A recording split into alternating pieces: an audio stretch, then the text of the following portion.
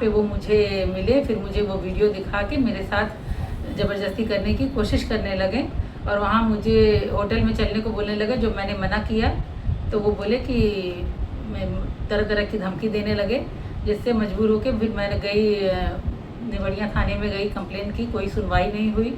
सुबह शाम बार बार बुलाने के बाद बोलते रह गए। उसके बाद आज किस तरह का प्रेस वार्ता आप रखी हैं? मैं करमौआ गांव की रहने वाली हूं। मेरी शादी 96 में हुई थी। मेरे ससुर जी का 2022 में डेथ हो गया, जिसके बाद से मेरे जो देवर हैं वो मेरे पति को नशा करा के रखते थे और उनका मेरे देवर का मेरे ऊपर गलत निगाह था और वो लगातार नशे में रहने के कारण मेरे पति कुछ भी उनकी हर बात मान के। उनका नाम क्या था? राजेश पांडे। तो क्या आरोप है? मतलब उन्होंने मेरे ससुर जी के तेरही में जिस समय उनका डेथ हुआ था उस समय उन्होंने मेरे साथ ज़बरदस्ती की। फिर मैं सब लोगों को बोली तो सब लोगों ने परिवार का वास्ता दिया, जिस वजह से मैं शांत होकर अपने बच्चों को लेके चली गई।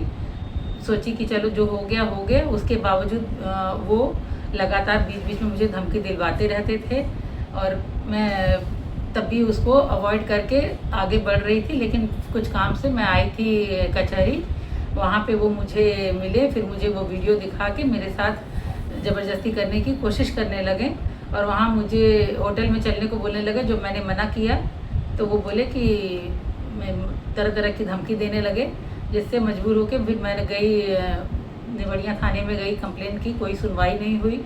सुबह शाम बार बार बुलाने के बाद बोलते रह गए। उसके बाद उसका वो सपा का गुंडा है और इतना ज़्यादा उसका प्रभाव है कि जब चारों तरफ से कहीं से कोई सुनवाई नहीं हुई तो फिर हम वहाँ पे न्यायालय में गए। 156(3) से मुकदमा हुआ। 2 तारीख को उसका ऑर्डर हो गया। ऑर्डर होने के बाद भी उस सपा के गुंडे के इतना बड़ा उसका प्रभाव था कि कुछ भी कार्रवाई हो ही नहीं रही थी। फिर हम DIG साहब के पास गए, अपना कंप्लेंट दिए।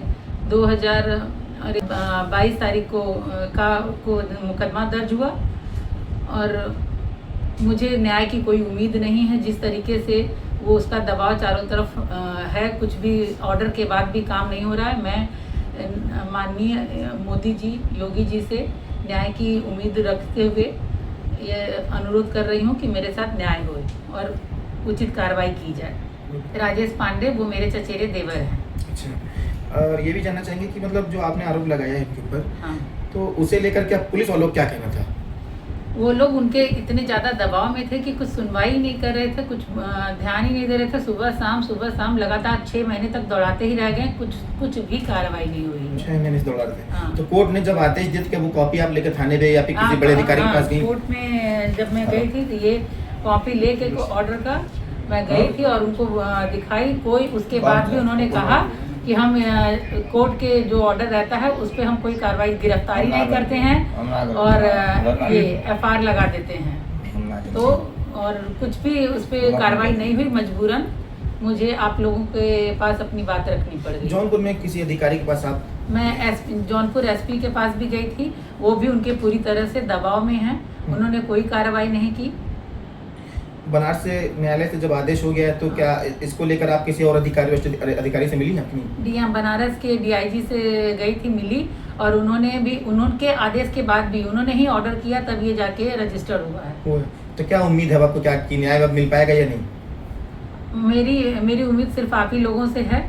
वहाँ तो है आपको न्याय की उम्मीद अब जगी, क्योंकि कोर्ट ने आदेश दे दिया है, तो क्या लगता है उम्मीद कुछ आपकी जागी है या नहीं? कोर्ट के आदेश के बाद भी 20 दिन तक कोई कार्रवाई नहीं हुई।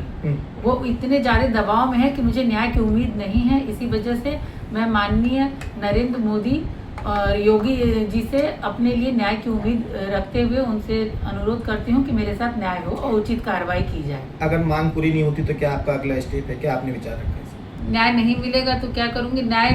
मुझे पूरी उम्मीद है कि मुझे न्याय मिलना चाहिए और अगर जब मुझे न्याय नहीं मिलेगा, जब मैं उनके मोदी जी के संसदीय क्षेत्र से हूँ और इतनी इस सरकार में औरतों के कल्याण के लिए, सुरक्षा के लिए इतनी बड़ी बड़ी बातें की गई हैं, जब मुझे न्याय में नहीं मिलेगा तो आप किसी और जगह के लोगों को क्या उम्मीद कर सकते हैं?